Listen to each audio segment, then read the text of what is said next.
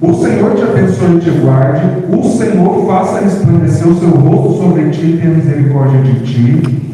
O Senhor levante o seu rosto e te dê a paz. E paz em hebraico é shalom. Qualquer idioma do planeta, paz vai significar ausência de guerra, ou ausência de conflito, ou ausência de qualquer tipo de briga, de conflito e tal. Mas em hebraico, shalom significa plenitude, completude, prosperidade, bem-estar, saúde e tranquilidade. Eles entendiam que isso tudo só alcançava plenamente no reino eterno. Então, quando ele fala assim, o Senhor sobre ti levante o seu rosto, né? Quando que no Velho Testamento as pessoas levantavam o rosto, né? É quando ela gostava daquela pessoa, igual quando você ia ter como um rei e você achava graça diante dos olhos. Então, o que está falando aqui é: você vai ter um encontro com o Criador depois que você morrer, e que naquele dia Ele levante o rosto sobre ti e te dê a paz e te introduza no reino, e que o seu reino seja pleno, né? Então, põe aí no 4, irmão, por favor, no slide 4. Isso, deixa aí. Isso aqui representa as 7 igrejas da Ásia, como se fosse Jesus no meio, os 7 castiçais de ouro. E no Apocalipse 2 e 3, Jesus ele entrega muita revelação de si, ele corrige os erros da igreja e ele fala alguma coisa sempre sobre as recompensas eternas. Mas será que Jesus também, ele perseguiu alguma recompensa eterna? Porque já tinha tudo, né? Ele não precisava de mais nada, mas ele saiu do trono dele, ele saiu da glória que ele já tinha e veio. Então, avança aí, irmão. A recompensa de Jesus, são 2 slides para frente. Aliás, até um para trás, se ficou errado aqui, lógico. Onde está a recompensa de Jesus. A Bíblia diz assim, em Hebreus 12, versículo 2 e 3, olhando para Jesus, autor e consumador da fé. Ou seja, não existe recompensa eterna sem olhar para Jesus, o qual, pelo gozo que lhe estava proposto, o que é o gozo que estava, a alegria que estava proposta para Jesus? É algo que ele já tinha? Não. É algo que ele ainda procurava. Ele já tinha tudo na glória, mas existe uma alegria proposta, pelo qual, aqui diz que ele suportou a cruz, ele sofreu afronta, mas diz que ele, desprezando a afronta, e assentou-se à destra do trono de Deus. Considerai, pois, aquele que suportou tais condições dos pecadores contra si mesmo, para que não enfraqueçais, desfalecendo em vossos ânimos. Então, o que Jesus não tinha que ele procurava? A noiva. Ele procurava eu e você. Né? Eu estava comentando com o Cleber essa semana, né? Eu tenho um irmão que eu considero um dos meus mentores desde 2003. Ele se chama Harold Walker.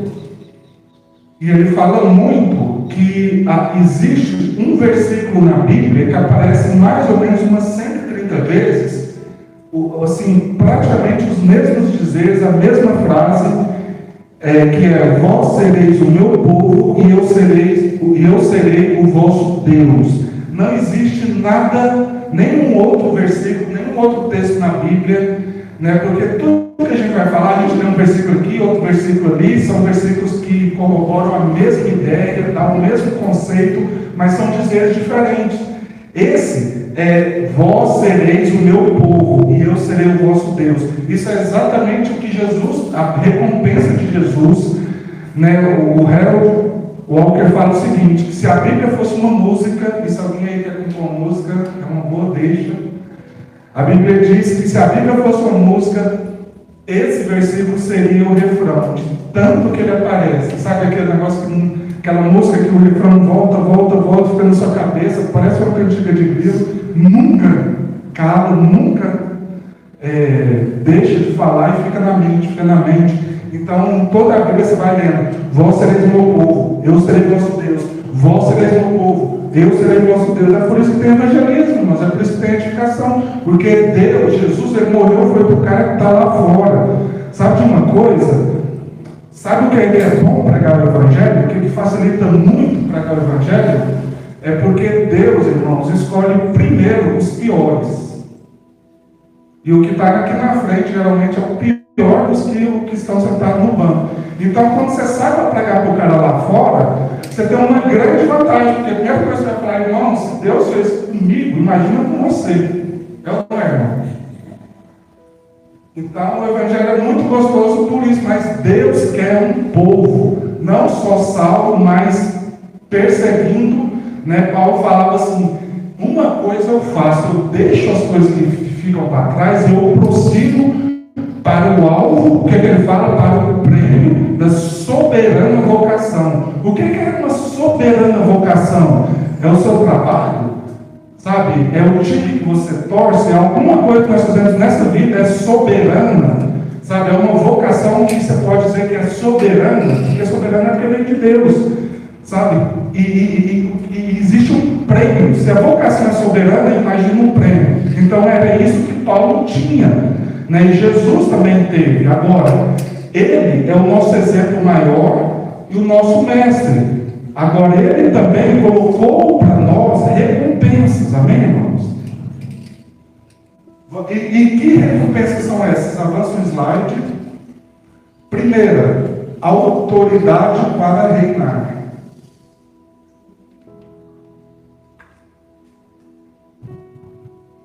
A Bíblia diz: e ao que vencer e guardar até o fim as minhas o quê? Obras. Mas pera lá.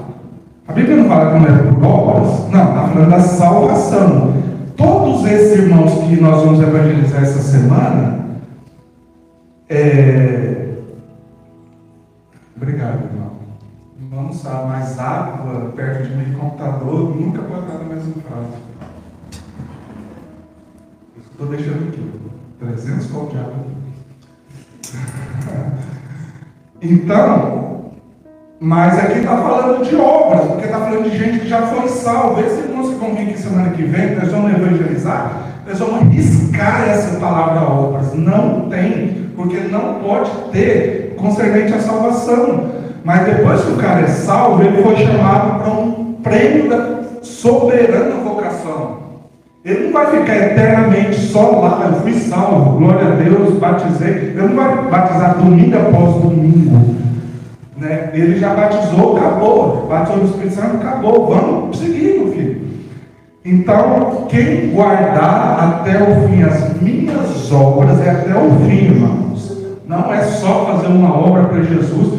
Não adianta você falar assim: domingo que vem eu vou evangelizar, agora o ano que vem já estou liberado. Esse ano não. Guardar até o fim. Eu darei poder sobre as nações.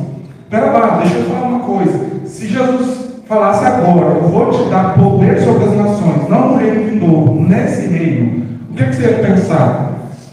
Você ia ter que, no mínimo, ser presidente dos Estados Unidos ou primeiro-ministro da Inglaterra, né? É exatamente disso que ele está falando. É desse tipo de autoridade de reinar sobre as nações. Eu não vou entrar muito nesse mérito hoje, porque nós vamos ter um dia para falar sobre o reino eterno, sobre como que ele estabelece, as características dele, como que nós vamos reinar. Mas, assim, eu quero que você guarde uma coisa, que Jesus falou um dia assim, para os discípulos: eu não falo das coisas de lá, porque eu falo das coisas daqui, vocês não entendem. Imagina se eu falar das coisas de lá. Por que aquele não falou só mais um pouquinho? Mas então, a gente não tem noção do poder, da criatividade, da glória, e aí Jesus vai dando pequenas pinceladas, e a gente tem que ir acreditando nele. E o que ele fala sempre nas cartas lá das 7 igrejas? Quem tem ouvidos para ouvir, ouça. Então, é muito assim o Juliano falou hoje para mim que Deus está colocando uma atitude assim de criança em relação à palavra. Então tem que ser mais ou menos assim mesmo. Assim, se Ele falou que você vai reinar sobre as nações, você tem que acreditar e perseguir isso. Amém, irmãos? Próximo.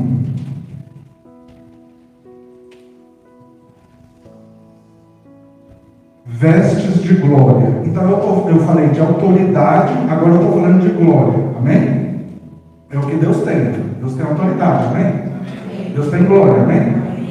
Então ele fala: ao que vencer, será vestido de vestes brancas.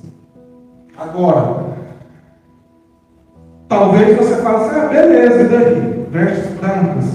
Podia ser, pelo menos rubro-negro, assim, um símbolozinho assim do Atlético, talvez assim, não caia a ficha do que é vestes brancas, mas a gente tem que, para entender o que Jesus está falando, a gente tem que resgatar as raízes da fé, entender, porque Jesus deu a revelação para um cara chamado João, que já tinha um background da Bíblia, ele já tinha um plano de fundo, do qual ele entendia isso. E a Bíblia fala em Êxodo 28, é a primeira vez que a Bíblia fala de vestes representando glória, que eram as vestes, eu falei da bênção do sacerdote. Tudo que tem no Velho Testamento, ele é sombra do Novo Testamento, ele é sombra da Nova Aliança, amém, irmãos? Então, nós podemos pegar os princípios e trazer para cá, só que lá, imagina, onde você tinha uma tenda, dividida em 3 lugares, com uma arca lá, quando você traz isso para a Nova Aliança, isso vira assim, e se expande, porque agora nós somos a habitação de Deus, o próprio Deus habitando em nós. Então é como se fosse uma figura. Se a figura já é poderosa, imagina a realidade. Então, quando Deus estava estabelecendo os sacerdotes lá, ele falou para Moisés o seguinte: e farás vestes sagradas a Arão, teu irmão. Arão era o sacerdote. E ele fala: para glória e formosura. Então, o que Deus estava falando é o seguinte: ele é sacerdote, e não existe sacerdote sem glória de Deus e sem a beleza da santidade.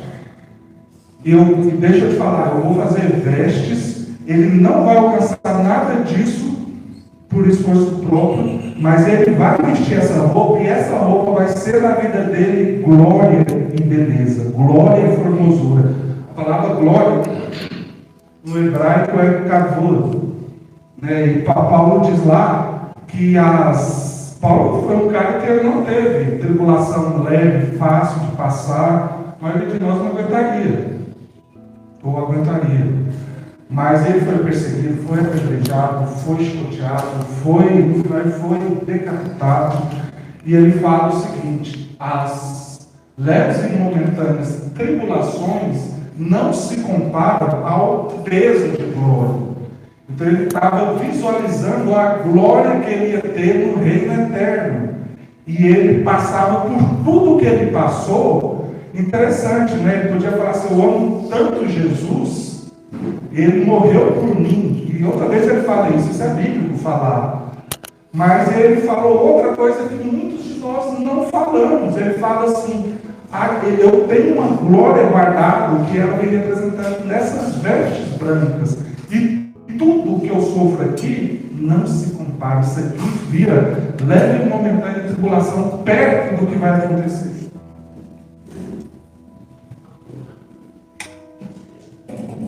Então, nós temos autoridade, nós temos glória reservada,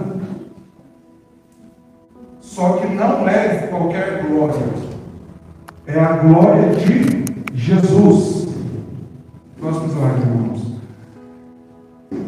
Lembra que eu falei que nós somos a recompensa que Jesus recebeu? Mas para muitos, se eu falar assim, Jesus é a sua recompensa, a pessoa vai falar assim: que é isso? Só isso? Podia ser uma Ferrari lá, uma mansãozona celestial, uma rua de ouro, né? Mas assim, se o amor dele nos constrange, sabe, a perceber que nós éramos o tesouro dele, né? Que ele é o Deus de toda a glória, não há nada maior do que ele. E Apocalipse 2,10 diz o seguinte: nada temas das coisas que há de padecer. Eis que o diabo lançará alguns de vós na prisão. Isso vai acontecer mesmo, irmão, nós temos agora. Para que sejais tentados, e tereis uma tribulação de 10 dias. Por que 10 dias? 10 na Bíblia é um número completo, uma tribulação completa. Ser fiel até a morte e dar-te-ei a coroa da vida. O que quer dizer até aqui? Dar-te-ei. Eu já falei da coroa lá atrás, mas acontece que, imagina numa empresa, né? Você está fazendo um trabalho, aí um colega lá te elogia, é bom, é muito bom, mas imagina se tem uma reunião da alta cúpula da empresa e você por acaso está lá no meio e você é elogiado lá, é muito melhor, é ou não é?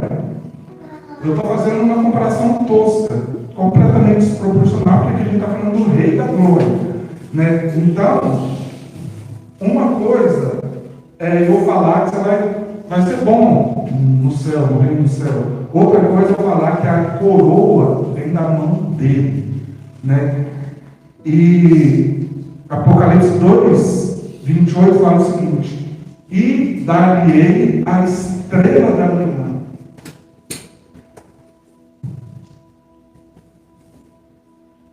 É por isso que o diabo te odeia, irmãos, porque você vai receber essa tal da estrela da manhã. O único ser, a não ser Jesus, que chegou perto disso, por incrível que pareça, foi Lúcifer, né? Lá fala: tu és a estrela da manhã, mas o orgulho subiu no seu coração, e a rebeldia e tal, e ele foi jogado, e sabe? Então ele queria para ele isso, porque isso é Deus dando de si mesmo, Deus entregando a própria glória, o próprio nome, a própria majestade, porque Apocalipse 16, na parte B do versículo, também diz: eu sou a raiz e geração de Davi, a resplandecente estrela da manhã. Então, o que Jesus está falando, você vai receber a coroa de glória, mas deixa eu te falar, a coroa de glória sou eu mesmo, é o meu poder, você vai reinar comigo, sabe? E ele vai falando sempre: fica fiel até o último dia, não para, não perca, não deixe de roubar a sua coroa. Próximo versículo, próximo slide. Ceiar com Jesus. Eis que estou à porta e bato. Se alguém ouvir a minha voz e abrir a porta, entrarei em sua casa e com ele cearei e ele comigo. É outro versículo que para nós, assim, brasileiros, ou não só brasileiros, mas para qualquer um do Ocidente, não tem muito sentido. Beleza, vou comer com Jesus. Mas será que vai ter picanha? Vai ter, né? O ponto não é o que vai ter, não é o jantar em si, é com quem. Porque na Bíblia, se você for ver, ceiar com, comer com, fala de aliança, sabe? Fala não só de aliança, mas de revelação, de consumação da aliança. Você vê Deus fazendo aliança com Abraão, e aí depois o próprio Deus aparece para ele. Tem 3 seres lá, um deles é Jesus, na sua forma pré-encarnada, e Jesus aparece para almoçar com Abraão. O que é eles comeram? Foi carneiro assado? Próximo passo: a pedra branca e o novo nome.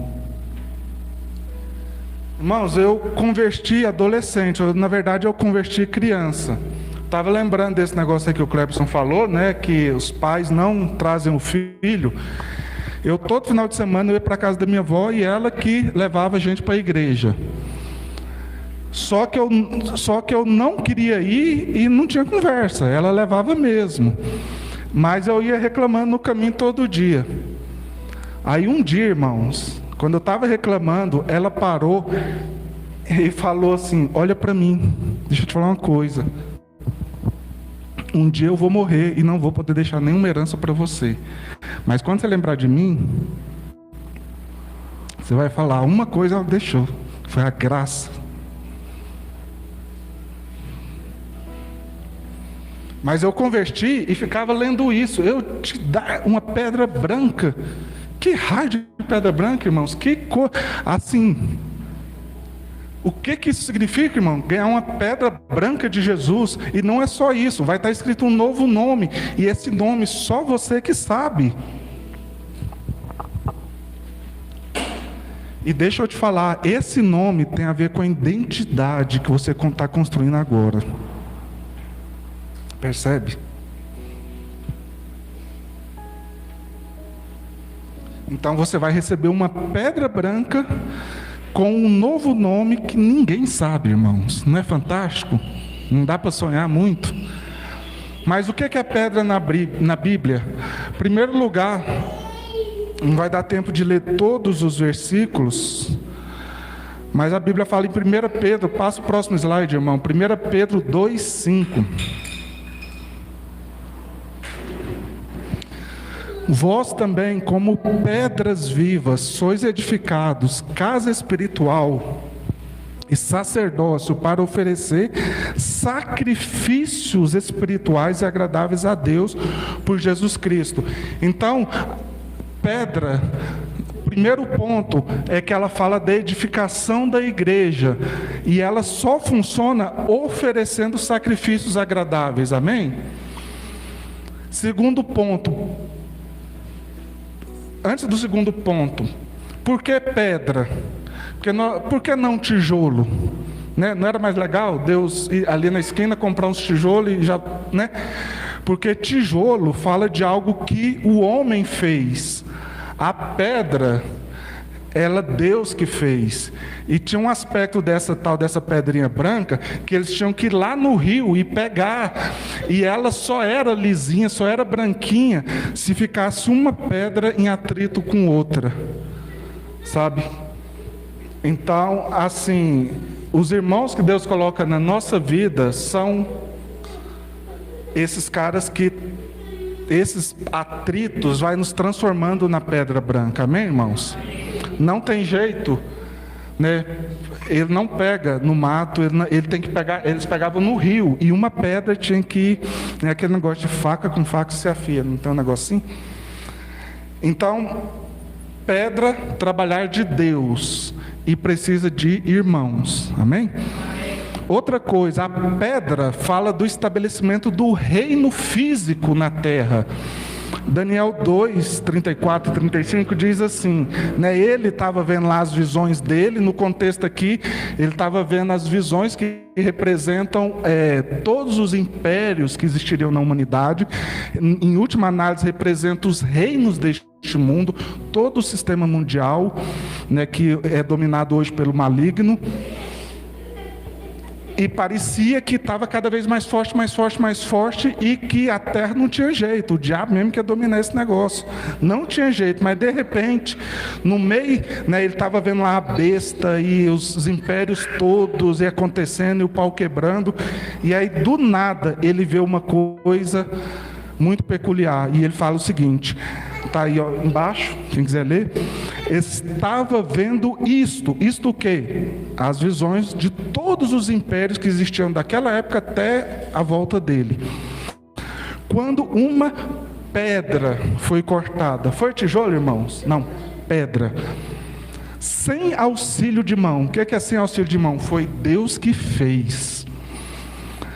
E essa pedra, a qual feriu a estátua era a representação dos reinos do mundo, feriu a estátua nos pés de ferro e de barro e os esmiuçou. Então, juntamente esmiuçado o ferro e o barro, o bronze, a prata e o ouro, os quais fizeram com pragana das eiras do estio, e o vento os levou, sabe?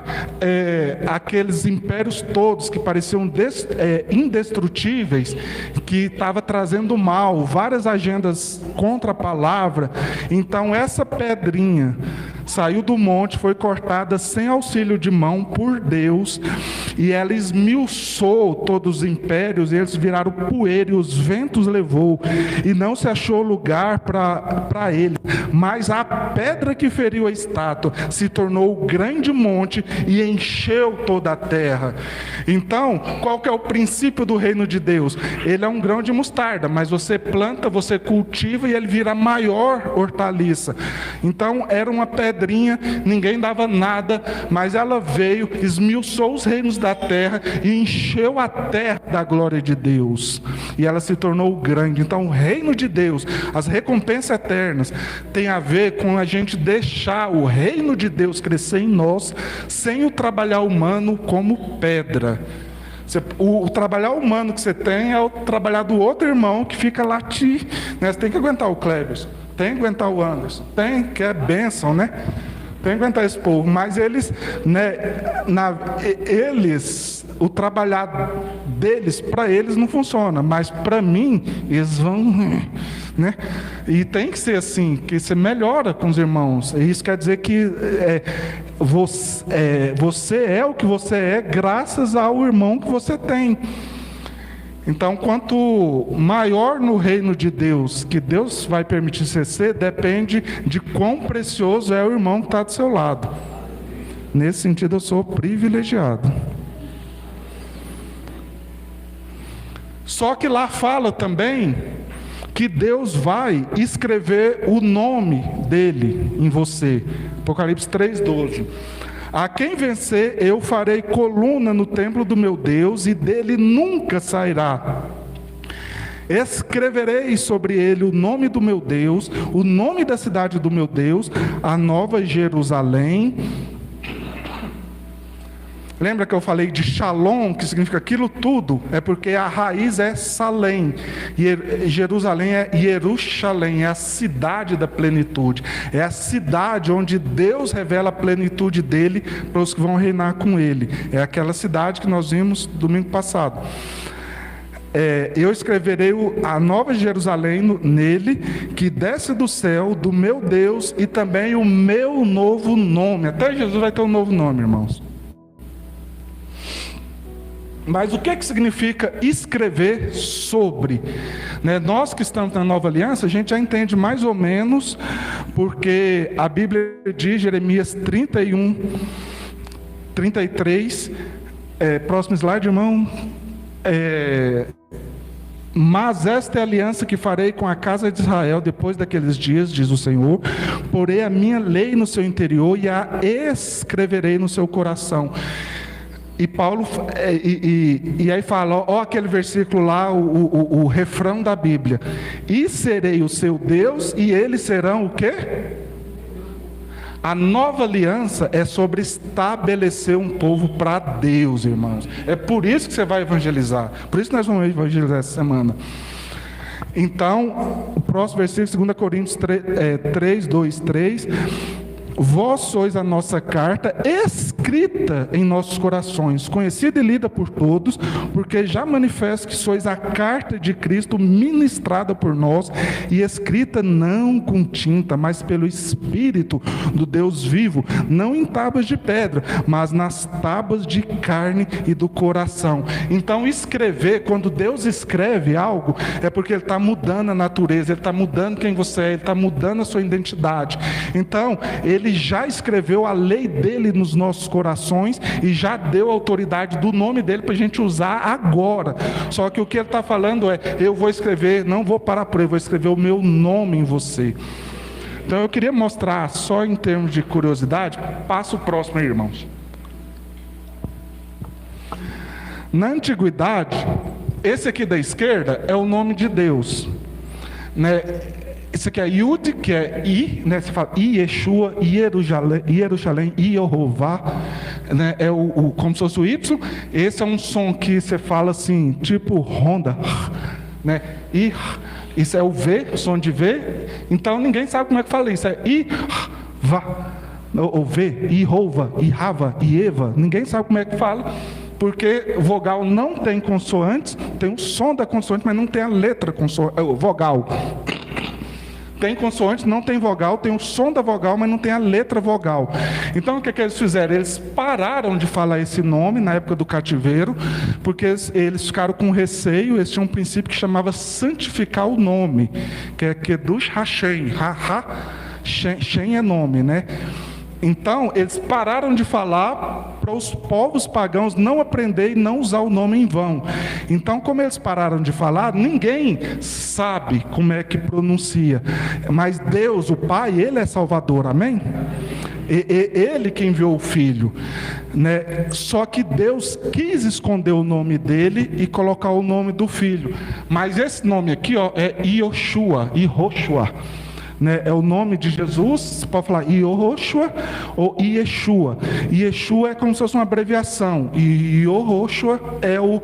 Só que é tão interessante que Yeshua, apesar de ser o nome curto para o nome de Jesus, significa Salvador, e esse aqui significa conquistador. É o nome. Josué tinha aquele nome ali. Então, na primeira vinda ele veio como Salvador, como Yeshua, e a segunda vinda ele vem com conquistador. É o que vai expulsar o diabo desse planeta e estabelecer o reino. Amém, irmãos?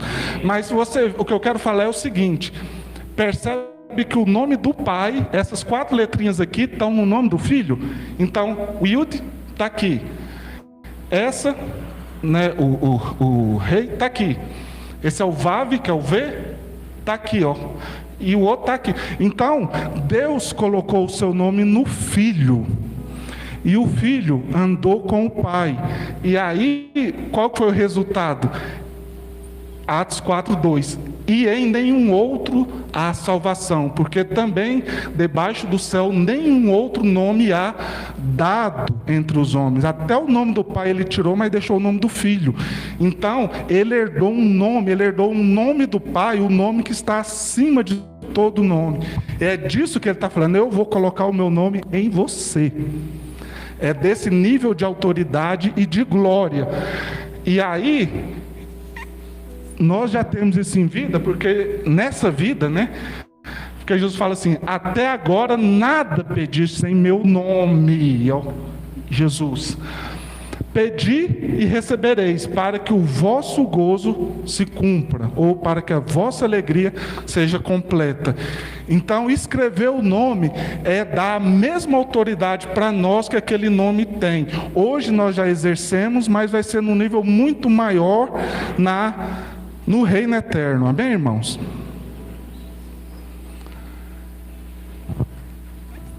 Esses aspectos que eu falei até agora, eu passei mais rapidinho, porque nós vamos poder explorar em outras ocasiões.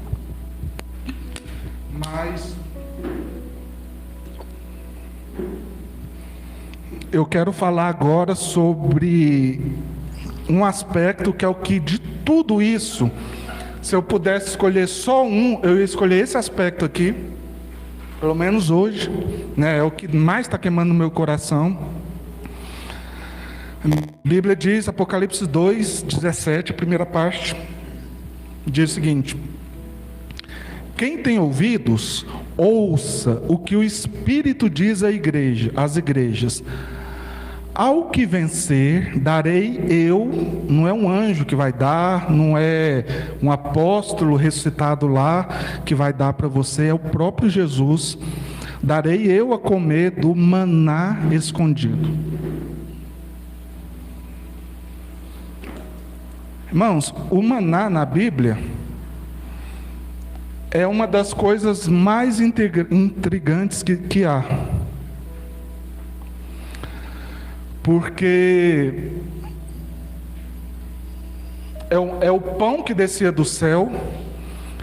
Eu não sei se você sabe, mas não era um pão de verdade, era umas sementinhas que caíam.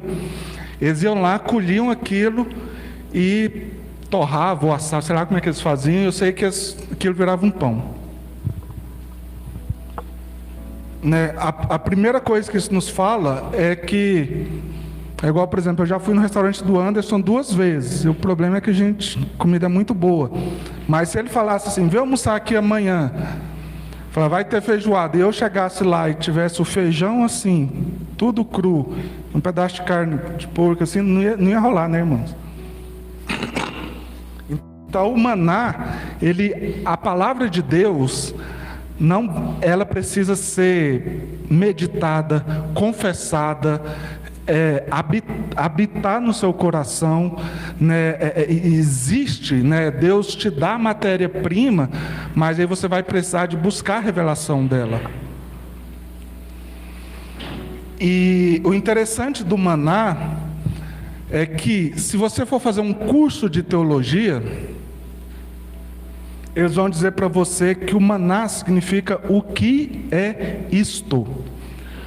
É uma pergunta, né? Eles viram aquele pão, as sementinhas caindo, e perguntaram o que é. Assim, nunca tinham visto. Só que o interessante é que não significa o que é isto. Maná no hebraico é manhu, e hu em hebraico é ele. Então é o que é ele. Eles entenderam que por trás daquele pão existia uma pessoa. E quando você não é comum a gente dar nome de coisas com uma pergunta no meio, né? Isso aqui chama garrafa. Não chama... Isto é uma garrafa? Isso aqui não chama... Isto é um celular? Isto é um aparelho? Isto é whatever? Isso é alguma coisa? Tudo que a gente chama, a gente quer o nome mais objetivo possível para as pessoas saberem. E a gente quer inventar um nome que as pessoas ouçam o nome e já saiba todo o conceito, né? O marketing trabalha assim, né? Você ouve o nome e já sabe todo o conceito daquela coisa, o que ela tem. Mas o maná é diferente. O que é ele? E a pergunta não se cala, irmãos. Você podia comer hoje. Eu já comi, eu já sei. Então agora vamos dar o nome desse negócio. Vamos dar para pão do céu. Não, no outro dia como é que ele chama? O que é ele? Porque o mistério de Deus, irmãos, a gente não pode classificar e categorizar. Quando a gente faz isso, a gente já perde. 1600 anos depois, um certo nazareno, ele jejuou por 40 dias. O povo ficou 40 anos no deserto perguntando o que é ele, o que é ele, e comendo e perguntando. A pergunta não cala, pergunta não cala. Lembra da música lá? O fogo não se apaga, o fogo nunca dorme. A pergunta nunca dorme, a pergunta não para de martelar. Quem é? O que é? Sabe, cadê? E aí esse nazareno jejuou 40 dias, um dia para cada um dos 40 anos, e depois ele saiu lá fora e falou o seguinte: este é o pão do céu. Eu sou. Este é o pão do céu. Olha o que fala. Este é o pão do céu, que desce do céu. João 6,49. Para que o que dele comer não morra, não pereça, mas tenha vida eterna. Então ele deu, sabe, aquele que se alimentava lá, eu sou o pão da vida. Só que não dá para entender Jesus, irmãos, não dá para colocar numa caixinha assim, e é isso que a gente está fazendo com tudo. E nada a gente sabe. Se eu falar assim, e a gente vai virando teólogo, né? Se qualquer um aqui sabe explicar sobre a Trindade, não, é Deus, Pai, o Filho e o Espírito Santo e tal, é três, mas é um, não sei o que, pronto. Mas a gente não conhece, irmãos. As coisas de Deus, elas são cercadas de um mistério, e a gente vai caminhando, não é, irmão? A gente vai caminhando e conhecendo paulatinamente. Por isso que Paulo diz, não que eu já saiba tudo, mas uma coisa eu faço, eu deixo para trás o que eu já sei e prossigo, porque amanhã eu vou me prostrar diante dele e vou perguntar: o que é? Quem é você? Então esse é o maná escondido. Agora, por que Deus esconde as coisas, né? Não era mais fácil ele liberar logo, desde o começo? Não era mais fácil, né? Ele abrir a porta. Eu lembro do Kleberson, quando ele chegou em São Paulo, ele pregava sobre a graça, e até hoje prega. Só que a gente conhecendo o Kleberson, né, vê que ele tem uma vivência mesmo com a graça. Não é uma coisa assim, eu acho isso bonito, vou pregar disso, pregar sobre isso. Não, era algo dele. Então, quando ele chegou em São Paulo, ele já tinha experiência com a graça mais do que muita gente, a maioria das pessoas que eu conhecia. E quando ele falava do que estava no coração dele. Dava para ver isso. Só que aí, a graça também cai nesse mesmo negócio do mistério de Deus. O que é Ele, né? Você não conhece tudo. Alguém pode dizer, não, peraí, irmãos, eu posso não conhecer de outra coisa, mas da graça, só esse ano o Cleves pregou 5.349 vezes. Ou mais. O Anderson, umas 8.350. O ano passado foi 20.000 e estará lá. Mas eu não sei, então, né? E a gente caminhando com os irmãos da igreja, a gente vê que é uma igreja que é fortificada na graça, né? Assim, a gente vive mesmo, né? Isso. Mas o que eu quero falar é que naquele ano o Clebson teve uma enfermidade. E Deus poderia ter feito assim e curado ele instantaneamente, trocado, né? O que é trocar uma artéria para Deus? Nada.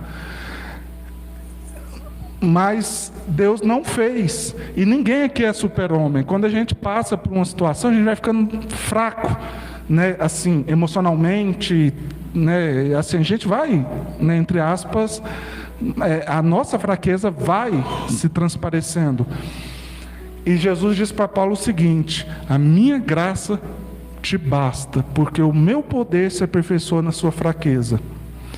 E aí quando a gente chegava na casa do Cleberson, ele não estava murmurando, não estava falando assim, então tudo que eu ouvi dizer de cura divina, então é mentira, então quer dizer que Deus não... Não, ele estava lá, né? Eu chegava lá, ele estava lendo algum tipo de livro que falava sobre esse assunto, mas livro assim, que trazia esperança.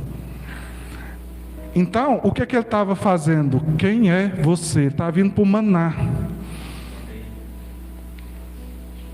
E aí, Deus foi fortalecendo o poder dele na fraqueza, e o Cleves foi crescendo em revelação da graça, mas não só ele, isso foi também contagiando todo mundo em redor.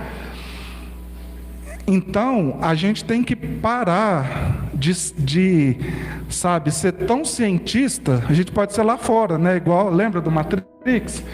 Quando o cara estava lá no ambiente, ele precisava ser piloto de helicóptero, aí injetava um negócio lá, nos outros segundos ele já era. E a gente quer ser assim hoje com tudo, fast food. Mas Deus não é. As coisas dele ficam escondidas. Mas ele fala, ao que vencer, eu darei o maná escondido. Sabe onde ficava o maná escondido no Israel antigo? Você tinha um tabernáculo, imagina que esse prédio aqui seja o tabernáculo. Aí lá fora seria o átrio. Aqui é o santo lugar, e lá dentro é o santo dos santos. Dentro do santo dos santos, não estou falando que é, só para a gente entender lá como é que era a tenda. Dentro do Santo dos Santos tinha a Arca da Aliança. Dentro da Arca da Aliança tinha a vara de Arão, as leis, e tinha um potinho de ouro. Dentro do potinho de ouro é que tinha o maná escondido. Você tinha que penetrar muito além do véu, sabe, no coração de Deus, para você ter acesso àquilo. Põe aí no slide 16, irmão. O outro, o que passou. Esse. Gosto muito desse texto. A Bíblia diz o seguinte, Provérbios 25:2: a glória de Deus está nas coisas encobertas. A glória de Deus está nas coisas encobertas. Por isso que no tabernáculo, quando eles inauguraram, tinha a glória de Deus, mas tinha uma nuvem densa. Ninguém via a glória. A nuvem cobria, escondia a glória. A arca ficava escondida do outro lado do véu. Se você for ler o Salmo 21, Deus está escondido, existe um esconderijo do Altíssimo. Por que isso, irmãos? Por que na parábola de Jesus ele fala de um tesouro escondido? Por que ele não fala assim, lá no campo tinha um tesouro, lá o baú estava aberto, quem passava na porta via? Não, estava escondido. Não tinha nem X, você tem que cheirar as coisas de Deus, irmãos. Então a glória de Deus está no esconder. E aí ele diz o seguinte: mas a glória dos reis, quem quer reinar com Cristo, está em quê? Em descobri-las. Por que o maná é escondido, irmãos? Porque Deus, é mais ou menos assim, não é que Deus não quer ser encontrado, mas é mais ou menos igual quando um pai brinca de pique-esconde com um filho. Né? Quando o pai acha um esconderijo, ele acha o máximo, né? Não, agora o menino vai ter trabalho para descobrir. E aí quando o menino descobre, ele ri pra caramba e o pai ri junto. A alegria do filho é descobrir. É igual também um jogo de amor do homem e a mulher, né? O noivo e a noiva, quando um vai fazendo de difícil e o outro vai conquistando. Então é uma conquista, né? Deus deixa escondido porque é só para quem realmente quer.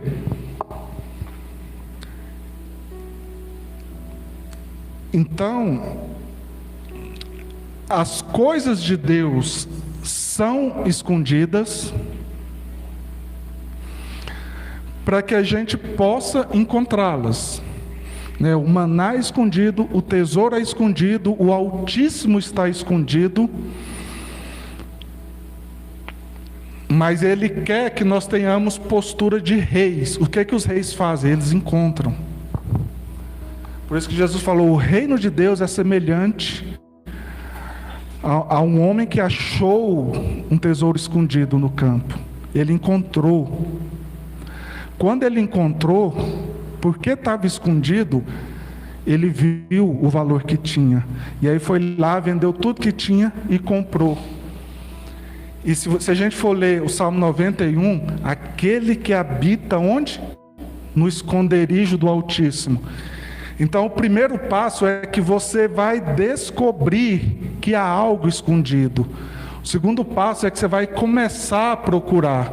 E aí vai encontrar. Só que quando você encontrar, você não quis apenas ir lá fazer uma visitinha rápida. Virou uma habitação.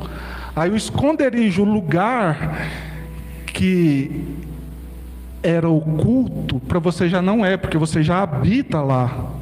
E aí ele fala: aquele que habita a sombra do Onipotente, a sombra do Deus Todo-Poderoso, que descansará.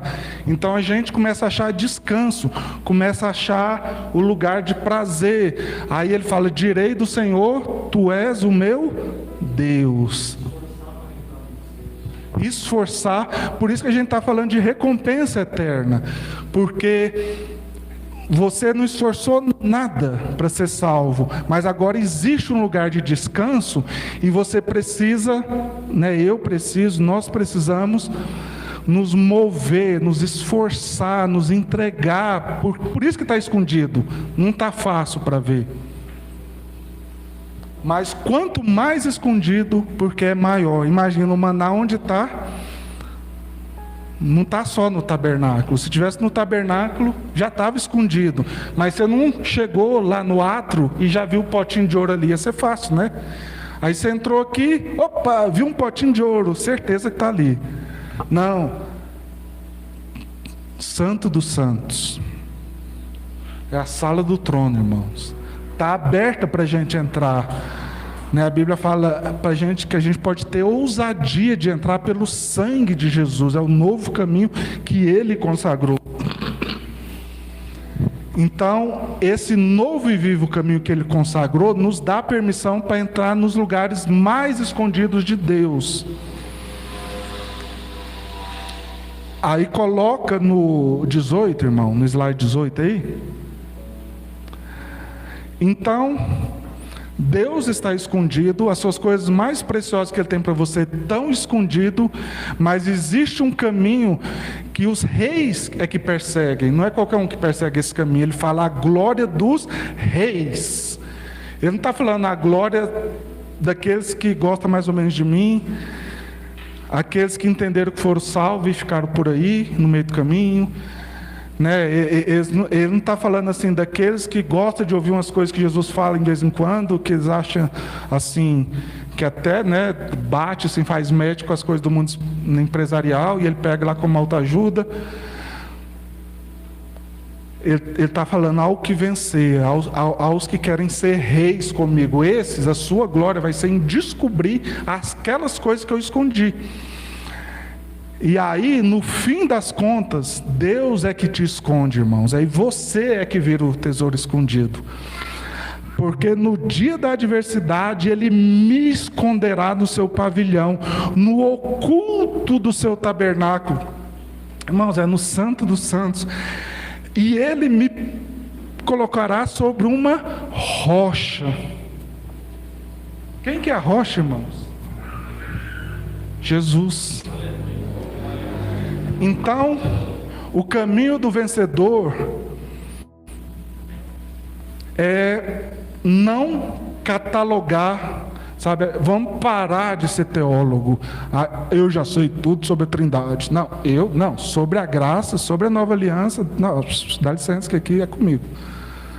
Irmão, nós não sabemos nada. A gente não desprezando as coisas, né? Aquilo que Paulo fala, desprezando, mas uma coisa eu faço, eu deixo as coisas para trás e prossigo, né? Por isso que o Maná chamava o que é Ele, uma pergunta, né? Essa é a atitude, né, daqueles que querem encontrar, é todo dia fazer essa pergunta: o que é a graça? O que é a nova aliança? O que é o reino dos céus? O que é o Espírito Santo? O que é o pão da vida? E quanto mais você pergunta, eles comiam o maná hoje. Se eles já comeram, teoricamente eles já sabem. Por que no outro dia não muda o nome? Vamos mudar o nome desse negócio. A gente já sabe o que é. A sementinha caiu, peguei, fiz o pão, assei, torrei, meditei. Sabe? Eu já sei o que. Não sabe. No outro dia você vai lá e vai ter que perguntar de novo: o que é? O que é? A pergunta nunca acaba. A pergunta nunca cala. O fogo nunca dorme, irmãos. E aí ele fala o seguinte: eu falei aqui que você vai reinar com Cristo nas nações. Não é reinar lá num céu distante, né? Lembra do mundo lá do Shrek, né? Tão distante, far away, né? Assim, que não tem nada a ver com sua realidade, é conto de fada, conta do carochinho. Não, você vai reinar com Cristo. Mas você não vai só reinar, você vai carregar a glória dele. Lembra do canto que a gente cantou aqui, do Salmo 24? Né? Quem é o rei? Quem é o rei da glória? Levantai, ó porta, as vossas cabeças, para que entre o rei da glória, para que dentro entre. Levantai, ó portais eternos, para que dentro entre o rei da glória. Quem é o rei da glória, irmãos? Onde esse rei da glória ia entrar? Ele ia entrar no nosso mundo. Houve um alinhamento profético que Deus enviou o seu Filho, o Rei da Glória entrou no nosso mundo, mas ele vai entrar novamente, sabe? E aí, você vai reinar com ele, então você vai ter a autoridade dele, você vai ter a glória dele. O maná escondido fala de intimidade. Então nós vamos ter uma intimidade com Deus que nós não temos. Agora Paulo fala que a gente só vê em parte. Ok? Mas a gente vê em parte, mas nós veremos como Ele é. Exatamente. Por que você vai ver Jesus exatamente igual Ele é? Só tem um jeito, se você for igual Ele é.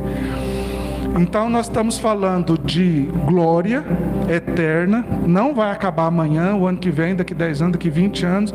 Beleza, eu tenho essa glória aí, mas daqui 30 anos... Não, você vai morrer, Você vai viver bilhões e bilhões e bilhões e bilhões e bilhões e bilhões de anos e essa glória nunca vai acabar, nunca, sabe? Você vai olhar para isso e falar, eu já acostumei, virou banal. Não, é assim, inesgotável, intimidade com Ele. Nós já temos intimidade, mas é um pouquinho.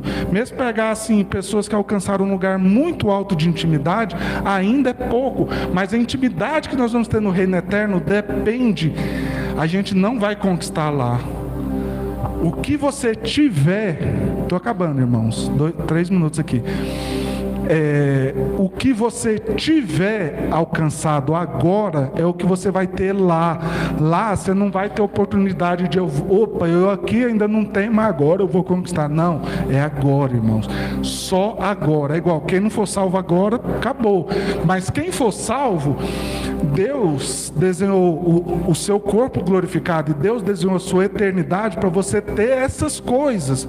E você vai viver quantos anos? 80 anos, 90 anos, 100 anos, 30 anos, 40. Deus é o autor da vida, Ele dá a vida e Ele tira quando Ele quer, só compete a Ele. Por isso que a Bíblia fala, se hoje ouvirmos a voz do Senhor, para não endurecer o coração, tem que ser hoje, porque amanhã ninguém sabe.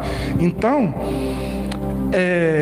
o que nós só temos essa vida, só esses, eu vou colocar uma média aqui de 80 anos, 70 anos, sabe, 90 anos, você viva 100, mas o que são 100 anos perto de bilhões, bilhões e bilhões, entende? Que nunca acaba. E se você entrar lá, lembra que Jesus falou, é melhor você arrancar um olho fora, mas entrar no reino de Deus com tudo que você tem direito, né? Ninguém, até hoje, nem Paulo, nem os homens, a gente não conhece ninguém que arrancou um olho, porque Jesus não estava falando de algo literal, Ele estava falando de assim, presta atenção, faça de tudo, para quando você entrar no reino, você ter tudo, porque é a mesma coisa de você viver sem um braço, irmãos, sabe? Você vai se virar, tem gente que não tem os 2 braços e faz escultura, e faz, né, o cara se vira, mas a gente foi feito para ter tudo. Se você não tem asas, se você não voa, beleza, você constrói um avião, compra um helicóptero, faz o que for, mas aquilo que Deus te desenhou para ter, se você não tem, é um problema. E o reino eterno, essas 4 coisas representadas nas 18 promessas, que são autoridade eterna, glória eterna, intimidade eterna e alegria eterna. Se você não conquista agora, daqui 2 bilhões de anos, Deus não vai abrir lá Black Friday hoje para conquistar o que você não conquistou lá atrás. Não vai ter, irmãos. Esquece. Ou é agora ou não é. Amém, irmãos?